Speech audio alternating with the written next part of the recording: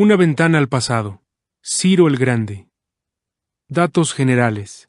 Se cree que Ciro nació cerca del año 600 antes de nuestra era. Murió en batalla cerca del año 530. La tumba de Ciro aún puede contemplarse en las ruinas de la antigua ciudad persa de Pasargada, fundada por el mismo Ciro y ubicada en el actual Irán. El cilindro de Ciro, de 23 centímetros, 9 pulgadas de largo, es un documento de arcilla que conmemora la conquista de Babilonia y la liberación de los exiliados, entre ellos los judíos. Ha sido llamado uno de los descubrimientos más importantes de la arqueología bíblica. Los persas aún tienen a Ciro en gran estima.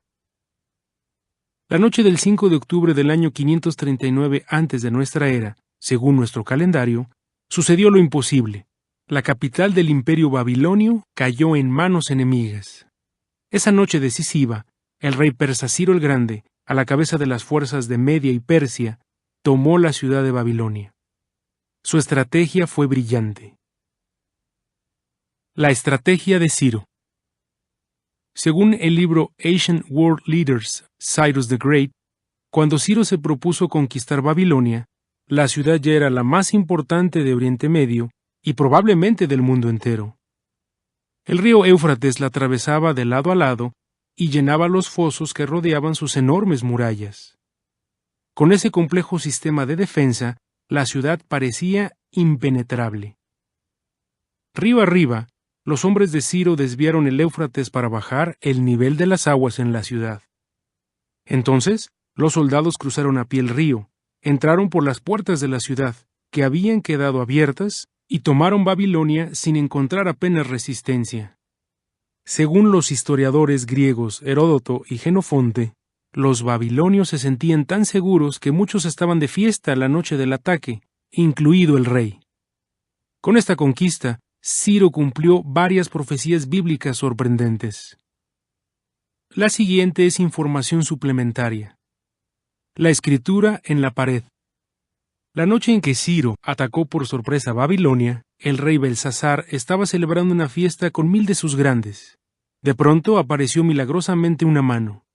Delante de todo el mundo escribió las palabras Mené, Mené, Tekel y Parsín sobre la pared del palacio. Daniel 5, 1, 5 y 25. La nota a pie de página dice: estos términos se refieren a unidades monetarias basadas en el peso. Para más detalles, vea el capítulo 7 del libro Prestemos atención a las profecías de Daniel, editado por los Testigos de Jehová. Fin de la nota. El profeta Daniel le descifró el enigma al aterrado rey. En pocas palabras, le dijo que su reino había terminado, que él había sido pesado en la balanza y no había dado la talla, y que Babilonia había sido entregada a los medos y los persas. Daniel 5, 26 a 28. Todo se cumplió hasta el más mínimo detalle. Tanto es así que hoy día la expresión la escritura en la pared, muy común en algunos idiomas, se usa para referirse a una desgracia o fracaso inminente. Retorno al artículo. Espectaculares predicciones. Las profecías de Isaías sobre la conquista de Babilonia son dignas de destacarse, pues se escribieron con unos 200 años de antelación. Y unos 150 años antes de que naciera Ciro. Veamos algunas. Un hombre llamado Ciro conquistaría Babilonia y liberaría a los judíos. Isaías 44, 28 y 45, 1. El río Éufrates se secaría y permitiría el paso al ejército de Ciro. Isaías 44, 27. Las puertas de la ciudad estarían abiertas. Isaías 45, 1. Los soldados babilonios no opondrían resistencia. Jeremías 51:30 e Isaías 13:1 y 7. Una liberación milagrosa. En el 607 antes de nuestra era, Babilonia había arrasado Jerusalén y se había llevado a la mayoría de los sobrevivientes. ¿Cuánto tiempo permanecerían en el exilio los judíos? Cuando se hayan cumplido 70 años, dijo Dios. Pediré cuentas al rey de Babilonia y a aquella nación, y ciertamente haré de ella yermos desolados hasta tiempo indefinido. Jeremías 25:12. Como ya se mencionó, Ciro conquistó Babilonia en el 539, tras lo cual liberó a los judíos. Estos comenzaron a llegar a la tierra de sus antepasados en el 537, justo 70 años después de ser deportados. Con el tiempo, Babilonia se convirtió en yermos desolados, confirmando de nuevo la exactitud de las profecías bíblicas. ¿Por qué debería interesarle? Piense en esto. La Biblia predijo: 1. El exilio judío de 70 años. 2. La conquista de Ciro y detalles específicos de su estrategia. Y 3. Que Babilonia quedaría deshabitada. Esos datos no podían venir de simples hombres. La conclusión más lógica es que la profecía no fue traída en ningún tiempo por la voluntad del hombre, sino que hombres hablaron de parte de Dios. Segunda de Pedro 1:21. Obviamente, la Biblia merece nuestra atención. Fin del artículo. Una ventana al pasado. Decretos que dividieron el mundo. En 1493, tras el regreso de Cristóbal Colón de su primer viaje a América, los reyes de España y Portugal entraron en conflicto sobre el control del comercio y la colonización de los territorios descubiertos. Para acabar con la disputa, España pidió la mediación del Papa Alejandro VI. Datos generales. Un papa tras otro pidieron a España y Portugal que cristianizaran a todos los paganos que hallaran en sus expediciones. En 1493, el Papa Alejandro VI trazó sobre un mapa una línea en medio del Océano Atlántico que daba a España la soberanía sobre todas las tierras al oeste de esa línea. Este decreto de Alejandro y otros similares sirvieron para que España no dudara en reclamar los territorios recién descubiertos. Durante siglos, las naciones europeas lucharon por defender o atacar la legitimidad de los derechos territoriales decretados por los papas. Reyes y papas dividen el mundo. España, Portugal y los papas ya habían hablado sobre el dominio de las tierras recién descubiertas. En 1455, el Papa Nicolás V dio a los portugueses la exclusividad para explorar las islas y territorios a lo largo de la costa atlántica de África y reclamar todo cuanto encontraran. Con la firma del Tratado de Alcasovas, en 1479, Alfonso V de Portugal y su hijo, el príncipe Juan, cedieron las Islas Canarias a Isabel y Fernando, los reyes de España. A cambio, estos reconocieron el monopolio portugués del comercio con África y la soberanía sobre las islas de Cabo Verde, Azores y Madeira. 2 años después, el Papa Sixto IV confirmó el tratado y aclaró que cualquier nuevo descubrimiento al sur y al este de las Canarias sería para Portugal. Sin embargo, al nuevo rey de Portugal, Juan II, se le ocurrió reclamar todos los territorios descubiertos por Colón. Los reyes de España se negaron rotundamente a cedérselos y apelaron al nuevo papa, Alejandro VI, a fin de obtener los derechos para colonizar y cristianizar aquellos territorios. En respuesta, el papa emitió 3 decretos. El primero concedió a España, por la autoridad de Dios Omnipotente, el dominio exclusivo y perpetuo de los nuevos territorios. El segundo fijó una línea divisoria de norte a sur a unos 560 kilómetros, 350 millas, al oeste de las islas de Cabo Verde. El Papa afirmó que todas las tierras descubiertas o por descubrir al oeste de esa línea pertenecían a España. Con tan solo el trazo de una pluma, el Papa dividió el mundo en 2. El tercer decreto parecía aumentar la influencia de España en el este, hasta la India. Esto último enfureció al rey Juan II. Los marineros portugueses apenas acababan de rodear el extremo sur de África, y eso extendía el monopolio portugués al Océano Índico. Otra línea en el mapa. Descontento con el Papa Alejandro, el rey Juan de Portugal negoció directamente con los reyes Fernando e Isabel. El escritor William Bernstein comenta: los monarcas españoles temerosos por la determinación del portugués y atareados en controlar el Nuevo Mundo, deseaban alcanzar un acuerdo razonable. Todo esto condujo en 1494 a la firma del Tratado de Tordesillas.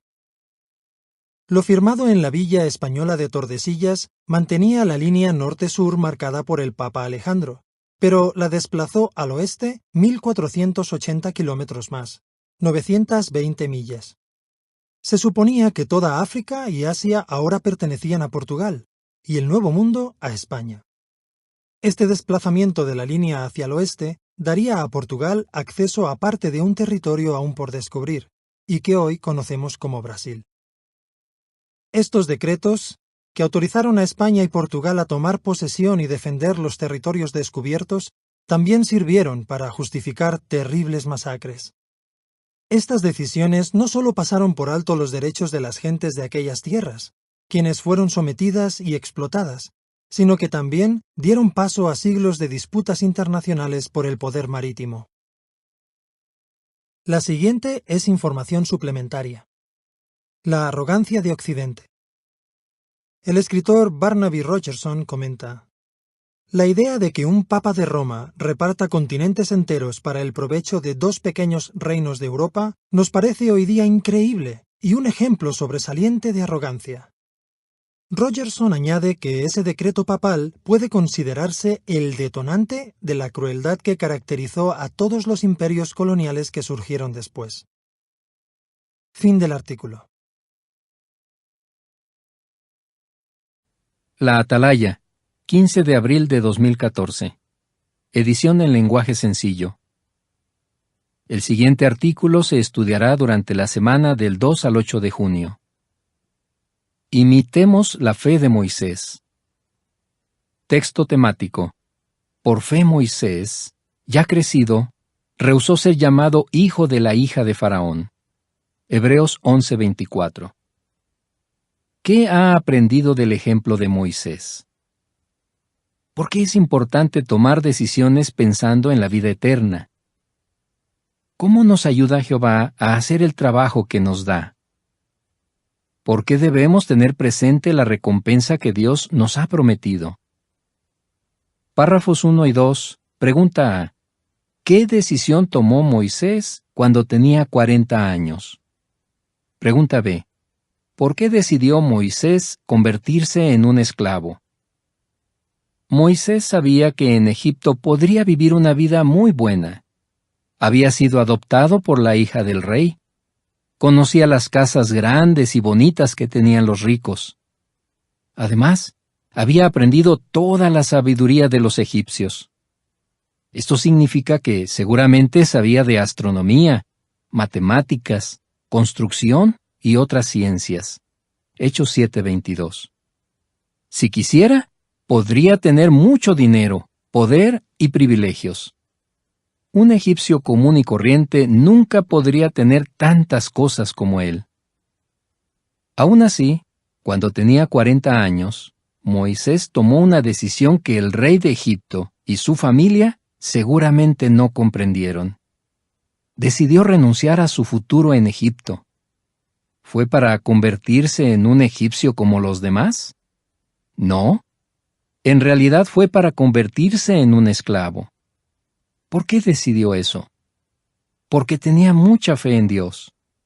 Hebreos 11:24-26 dice: Por fe Moisés, ya crecido, rehusó ser llamado hijo de la hija de Faraón, escogiendo ser maltratado con el pueblo de Dios más bien que disfrutar temporalmente del pecado, porque estimaba el vituperio del Cristo como riqueza más grande que los tesoros de Egipto, porque miraba atentamente hacia el pago del galardón.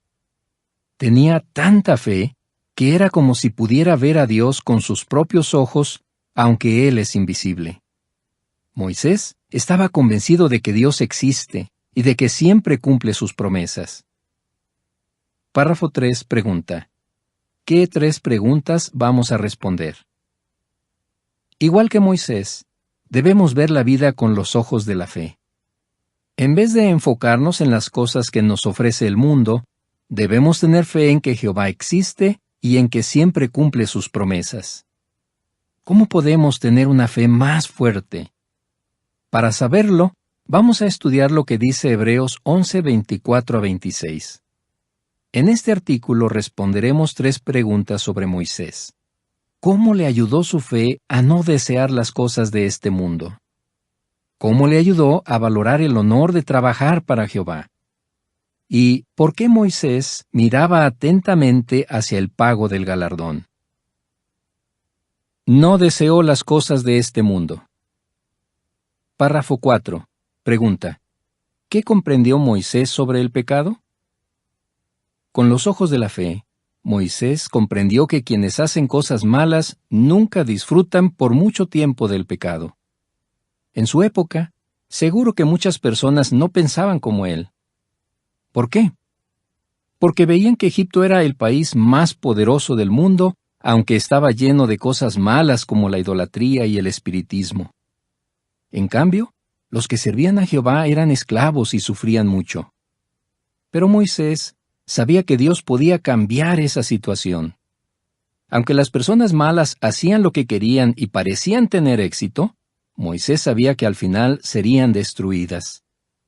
Por eso resistió el deseo de disfrutar temporalmente del pecado. Párrafo 5. Pregunta: ¿cómo podemos resistir el deseo de hacer algo malo? ¿Cómo podemos nosotros resistir el deseo de hacer algo malo? Recordando que quienes hacen cosas malas nunca disfrutan por mucho tiempo del pecado. La fe nos ayudará a tener siempre presente que este mundo y sus malos deseos van a desaparecer. No olvidemos que quienes pecan y no se arrepienten serán destruidos pronto. Por eso, si sentimos la tentación de hacer algo malo, preguntémonos: ¿quiero ser destruido o quiero vivir para siempre? Párrafo 6. Pregunta A. ¿Por qué Moisés se negó a seguir formando parte de la familia del rey? Pregunta B. ¿Cree usted que Moisés tomó una buena decisión? ¿Por qué? La fe de Moisés también lo ayudó a decidir qué haría con su vida. Él pudo haber dicho: buscaré un puesto importante en el palacio y usaré mi dinero y mi poder para servir a Dios y ayudar a mis hermanos israelitas. Pero no hizo eso. La Biblia dice que cuando se hizo mayor, se negó a seguir formando parte de la familia del rey. ¿Por qué? Porque quería amar a Jehová con todo su corazón, alma y fuerzas. Moisés tomó una buena decisión, porque se evitó muchos problemas. Al final, los israelitas se quedaron con muchos de los tesoros de Egipto. Y el rey de Egipto fue derrotado y murió ahogado. ¿Pero qué pasó con Moisés? Dios lo usó para liberar a la nación de Israel.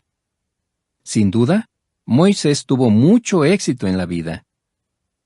Párrafo 7. Pregunta A. Según Mateo 6, 19 a 21, ¿por qué debes tomar decisiones pensando en la vida eterna? Pregunta B. Cuenta el caso de alguien que tomó decisiones pensando en la vida eterna. Si eres joven, ¿cómo puede ayudarte la fe a decidir lo que harás con tu vida? Piensa en el futuro. Si tienes fe en las promesas de Dios, tomarás decisiones pensando en vivir para siempre en el nuevo mundo, y no en vivir unos pocos años en este viejo mundo. Mateo 6, 19 a 21 insta: dejen de acumular para sí tesoros sobre la tierra, donde la polilla y el moho consumen, y donde ladrones entran por fuerza y hurtan. Más bien, acumulen para sí tesoros en el cielo, donde ni polilla ni moho consumen, y donde ladrones no entran por fuerza y hurtan. Porque donde está tu tesoro, allí también estará tu corazón. Fíjate en el caso de Sophie. Ella era una gran bailarina, y varias compañías de baile de Estados Unidos se ofrecieron a pagarle los estudios y a darle puestos importantes. Ella dice que la gente la adoraba y que eso le encantaba. Hasta reconoce que se creía mejor que sus compañeras. Pero no era feliz. Entonces, un día vio el video Los jóvenes preguntan: ¿qué haré con mi vida? Al verlo, comprendió que por hacerse famosa en este mundo, había dejado de adorar a Jehová de todo corazón. Así que, después de orar mucho, decidió dejar el baile. ¿Y ahora se arrepiente de su decisión? No. Asegura que es totalmente feliz y que no extraña su vida anterior. Ella y su esposo son precursores. Y aunque no son famosos ni tienen muchas cosas, tienen a Jehová, dan clases de la Biblia a muchas personas y tienen metas espirituales. Por eso ella dice, no me arrepiento de nada. Párrafo 8 pregunta, ¿qué consejo de la Biblia puede ayudarte a decidir lo que vas a hacer con tu vida? Deuteronomio 10, 12 y 13 dice que Dios quiere que lo ames, que lo respetes, que obedezcas sus mandatos y que le sirvas con todo tu corazón y con toda tu alma. Jehová sabe qué es lo que más te conviene y solo quiere lo mejor para ti. Por eso, cuando elijas lo que vas a hacer con tu vida, toma una decisión que te permita servir y amar a Jehová con todo tu corazón y con toda tu alma. Eso es lo mejor que puedes hacer. Valoró el honor de trabajar para Jehová. Párrafo 9. Pregunta. ¿Por qué sabía Moisés que el trabajo que Dios le dio sería muy difícil? En Hebreos 11:26 se dice que Moisés prefería sufrir por ser el Cristo que tener todos los tesoros de Egipto. En este versículo se llama a Moisés el Cristo, que significa ungido o elegido. Se le llama así porque Jehová lo eligió para que sacara a los israelitas de Egipto. Moisés sabía que este trabajo que Dios le dio sería muy difícil porque tendría que sufrir ataques y burlas. Por ejemplo, tiempo antes, un israelita se había burlado de él y le había dicho, ¿quién te nombró a ti príncipe y juez sobre nosotros? Éxodo 2, 13 y 14. Por eso, Moisés temía que el rey de Egipto tampoco le hiciera caso. Como quería estar preparado para las dificultades, le oró a Jehová y le contó sus miedos y preocupaciones. Veamos cómo lo ayudó Jehová. Párrafo 10 pregunta, ¿cómo ayudó Jehová a Moisés a hacer el trabajo que le dio? ¿Cómo ayudó Jehová a Moisés? Primero, le prometió que siempre estaría a su lado. Segundo, le dio fuerzas y ánimo explicándole que su nombre en parte significa «Yo llegaré a hacer lo que yo quiera». Éxodo 3:14. La nota a pie de página dice, según un experto, las palabras de Éxodo 3:14 significan que nada puede impedir que Jehová cumpla lo que se propone. Él explica que el nombre de Jehová sería la fortaleza de Israel, y siempre les daría a los israelitas esperanza y consuelo. Fin de la nota. Tercero, le dio poder para hacer milagros y así demostrar que era su enviado. Y cuarto, Jehová eligió a Aarón para que hablara por Moisés y lo ayudara. A lo largo de su vida, Moisés vio que Dios siempre ayuda a sus siervos a hacer cualquier trabajo que les da. Tenía tanta confianza en Jehová que poco antes de morir le dijo a Josué, Jehová es el que marcha delante de ti. Él mismo continuará contigo. No te desamparará ni te dejará enteramente. No tengas miedo ni te aterrorices. Deuteronomio 31:8. Párrafo 11. Pregunta. ¿Por qué valoraba Moisés el trabajo que Dios le dio? Con la ayuda de Jehová, Moisés llegó a considerar que su difícil trabajo era más valioso que los tesoros de Egipto. ¿Por qué lo valoraba tanto? Porque se dio cuenta de que no hay nada mejor que trabajar para el Dios Todopoderoso. Ser un príncipe de Egipto no era nada comparado con ser elegido por Jehová para liderar a Israel. Jehová recompensó a Moisés por valorar el honor de trabajar para él. Lo consideró un buen amigo suyo y le dio mucho poder para llevar a los israelitas hasta la tierra prometida. Párrafo 12. Pregunta. ¿Qué valiosos trabajos nos ha dado Jehová? Jehová también nos ha dado un trabajo o ministerio como a Pablo y a otros cristianos.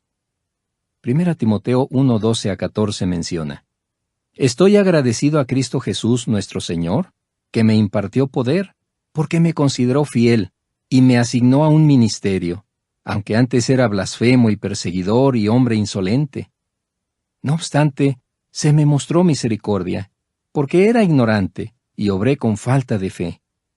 Pero la bondad inmerecida de nuestro Señor sobreabundó junto con la fe y el amor que hay en relación con Cristo Jesús. Todos tenemos el valioso honor de predicar las buenas noticias del reino. Además, algunos cristianos predican a tiempo completo, y algunos hermanos con experiencia son siervos ministeriales o ancianos. Pero puede que sus familiares no testigos y otras personas les digan que todos esos trabajos no sirven para nada.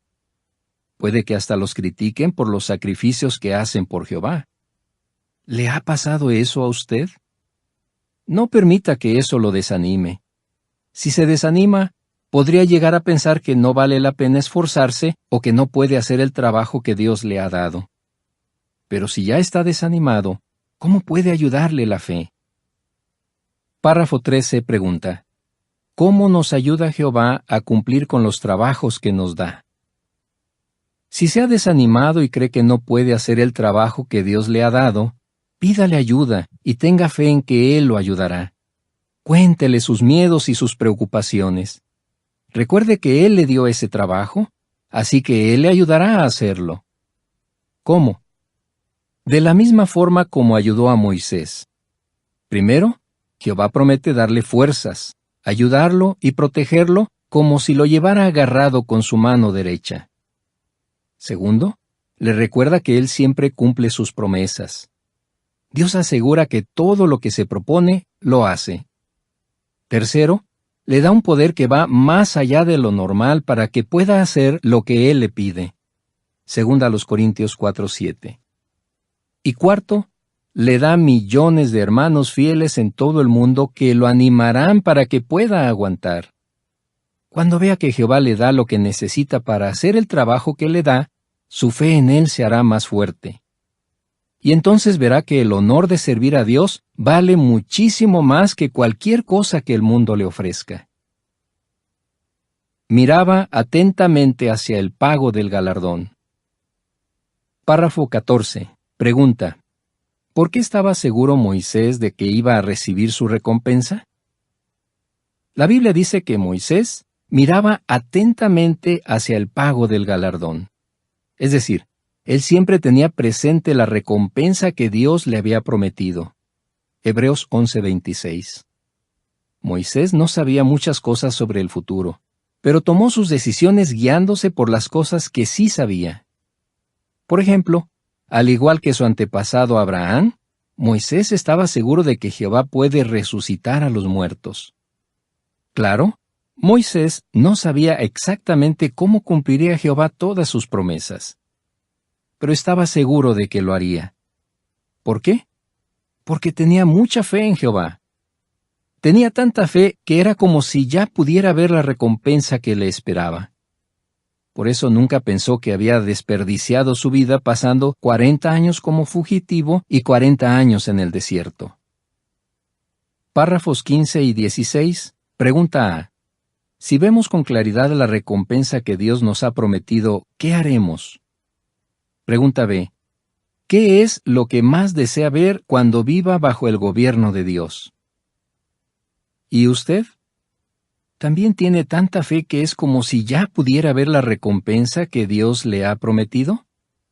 Como Moisés, nosotros no sabemos exactamente cómo cumplirá Jehová todas sus promesas.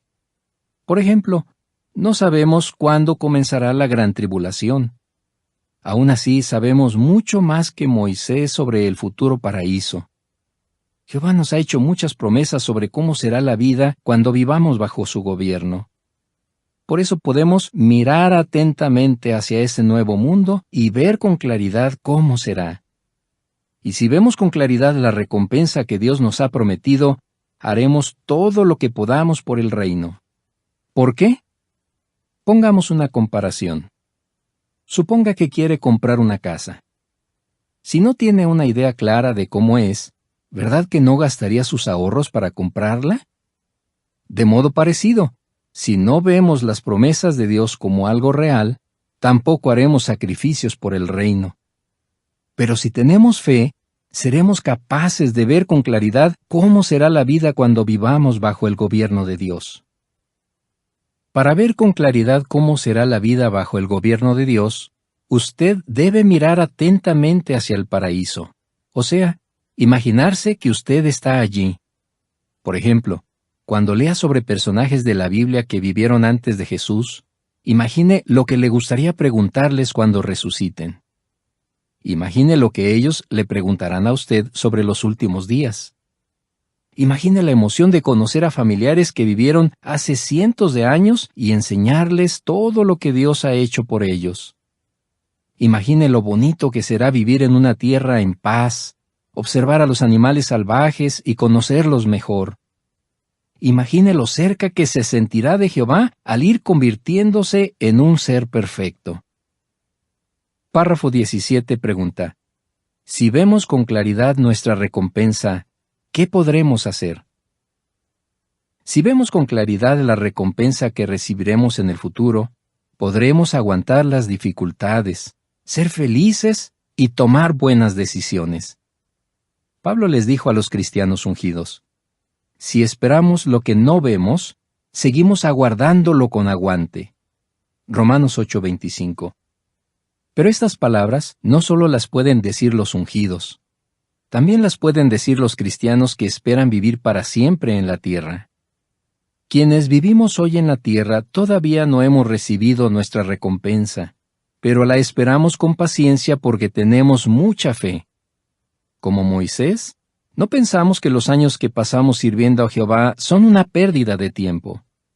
Al contrario, estamos convencidos de que las cosas que se ven son temporales, pero las que no se ven son eternas. Segunda a los Corintios 4:16-18 dice: por lo tanto, no nos rendimos.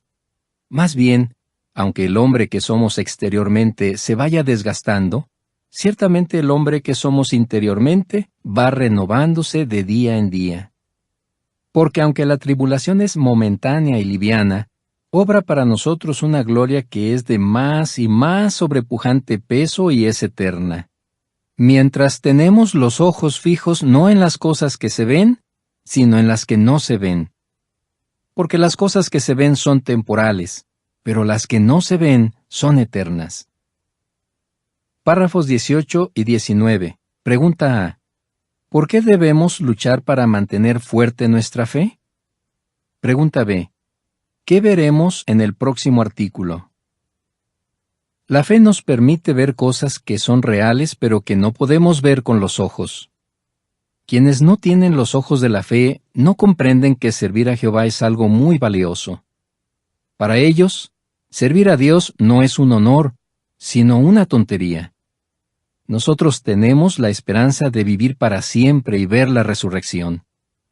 Las personas del mundo no pueden ni siquiera imaginar esas cosas. Muchos piensan que las buenas noticias que predicamos son una tontería. Son como los que acusaron a Pablo de ser un charlatán y un ignorante. Vivimos en un mundo donde casi nadie tiene fe.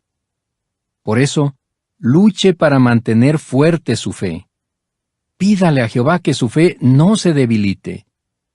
Y como Moisés, tenga siempre presentes las consecuencias de hacer cosas malas, el honor de servir a Jehová y la esperanza de la vida eterna. Pero todavía podemos aprender más del ejemplo de Moisés. En el próximo artículo veremos cómo le ayudó la fe a ver a aquel que es invisible. Hebreos 11:27. ¿Qué significa? Tener los ojos de la fe. Saber que Jehová es real y tener tanta fe en Él que es como si pudiéramos verlo. Estar convencidos de que Él siempre cumple sus promesas. Fin del artículo.